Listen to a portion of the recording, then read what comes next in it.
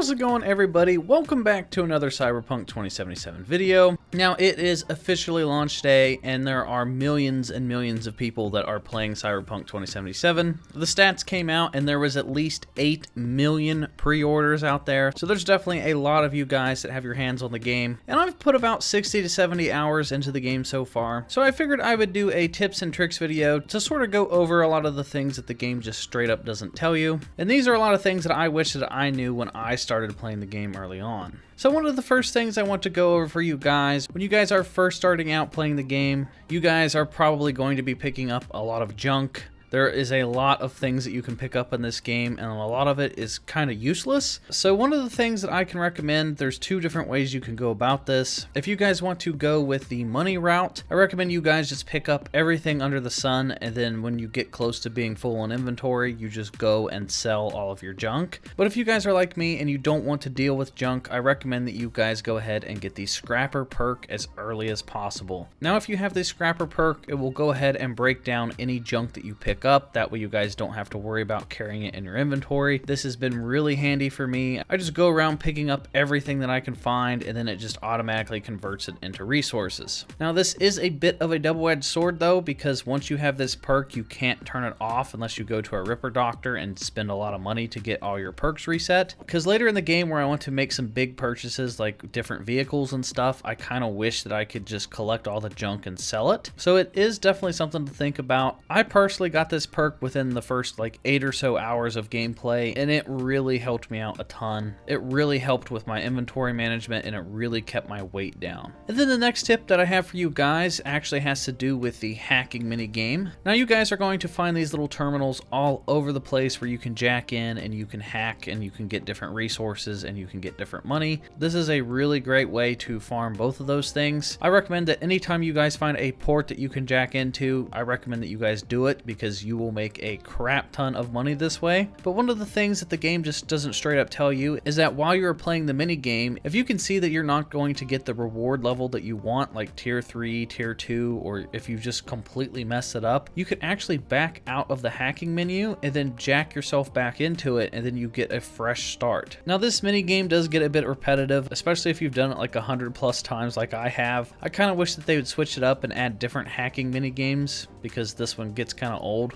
But it does get a lot easier as you do it over and over and over. So the more that you farm this little mini game, the easier it will get. I'm to the point where I get like 6 or 7 extra tries now, because I've done this mini game so often that I pretty much get all 3 tiers of rewards now, just because I've done it so much. So this is a really, really great way to make a lot of money. Now, the next tip that I have is to save your skill points for certain situations. When you level up, you don't have to go and assign your skill points right away. For example, there are tons of doors and different passageways and stuff in the environment that require you to use like technical or intelligence or cool. Maybe it requires you to have a certain amount of points put into your body. So one thing that I found out that was really handy was I would wait until the opportunity presented itself, where I would have 3 or 4 attribute points just waiting. And then if I came across a door that required like 9 power and I was only at like 7, well, then I would just pause the game, spend those 2 skill points on whatever it was that I needed at that exact moment, and then I could progress through that door. Same thing applies for dialogue options. There are a lot of dialogue options in the game where sometimes you need a high technical ability or high intelligence or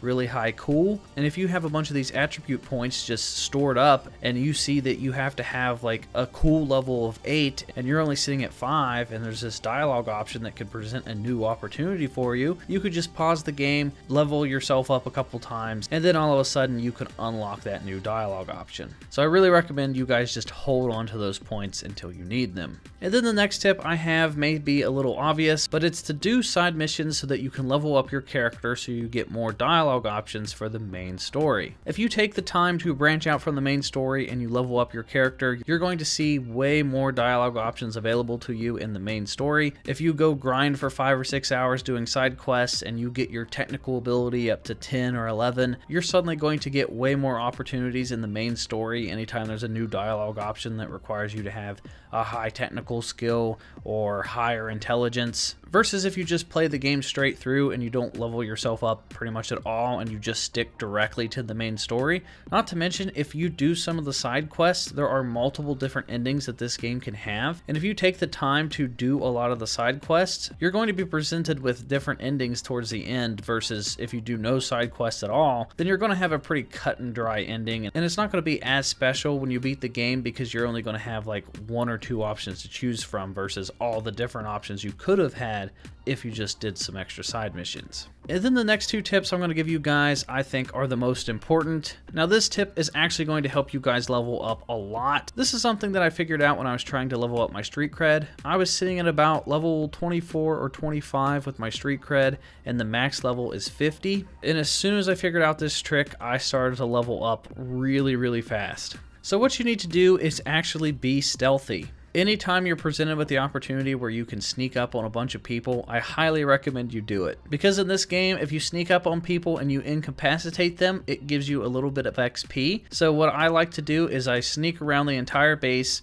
knock out every single person, and then as they're laying on the ground, if you go back and you kill all those people that you knocked out, it actually gives you more XP for killing those people as well. Compared to if you just ran straight in and killed everybody, you only get that first bit of XP for that initial kill. So you're essentially doubling up on XP if you go around, knock everybody out, and then kill them. This really helped level me up, and it pretty much doubled my XP with most of my encounters. Now, it does take a lot longer to do this, but trust me, it's definitely worth it, and if you're trying to level up your street cred, I think this is one of the best ways to do it. And then the final tip that I have for you guys is that this game doesn't have a set loot pool. For example, the vendors like to refresh their inventories. They're not going to have the same exact weapons every time you go to them. If you kill a boss or if you loot a certain chest, it doesn't have the same set guaranteed weapon that you're going to find every single time. It's going to be different. I actually discovered this when I killed a boss and then I looted them and I got like a legendary gun, and then I died and I had to replay the boss fight. I actually discovered that they rolled a different weapon. So what I recommend you do is anytime there's a boss fight or you know there's going to be some sort of big encounter like a Cyber Psycho, those normally drop high level gear, I would do a quick save, kill the boss, find out whatever loot it is they have. If they have a legendary weapon, then you're golden. See what it is. If you don't like it, you can just load your save, kill them again, and then you'll get the chance of getting a completely different weapon. I did this a couple times just to test it out, and I ended up getting a pistol that I absolutely loved, and I carried it with me for pretty much most of the game. I had that pistol clear back on like hour 8, and now I'm all the way up to like 60 hours of gameplay, and I still am using the same exact pistol. That's how much I love that thing. So the same thing applies to vendors. If you guys see a vendor that you like, you can save in front of the vendor, and then you can just reload your save, and then they will refresh their inventory. So it ends up being a really good way to just farm for different weapons and stuff. And then I figured I would include a bonus tip, since this tip only applies to a certain number of the player base. So if you guys are playing on the Xbox One or the PS4, especially the base versions, I recommend that you guys go to the graphics tab and just turn everything off. This game performs very poorly on the old Xbox and the old PS4. They came out years ago and they're definitely dated. These things are really struggling to run Cyberpunk. I've even seen some PCs kind of struggle with this game. This game does have a lot of bugs and it does have a lot of graphical issues. So until there's some sort of patch to better optimize the game, or until you guys make an upgrade to a PS5 or an Xbox Series X and they have that next gen update coming out in 2021, this is the best way that you guys can get the most out of your game. This actually does make a difference. If you go in and you turn off all the graphical settings, you will see a pretty significant difference. I promise you. Me and my friends have all done this, and it actually helps it perform a little bit better. This helps the game actually load things a little bit better when you're driving through the streets. You don't have as much of that pop in and buildings just not loading their textures and stuff. So it doesn't completely fix the problem, but it does relieve a little bit of that stress on the console. So I highly recommend that you guys do this so that you guys can squeeze every last ounce of performance out of your old consoles. But that is going to do it for this video, guys. If these tips helped you guys out, please give it a thumbs up. It really helps me out. And hit that subscribe button if you guys are new here. I'm almost at 100,000 subscribers. I've been making YouTube videos for almost 4 years now, and I'm just so excited that I'm almost finally at this milestone. So your subscription will really help me out. And that is going to do it for me, guys, and I will talk to you all in the next video.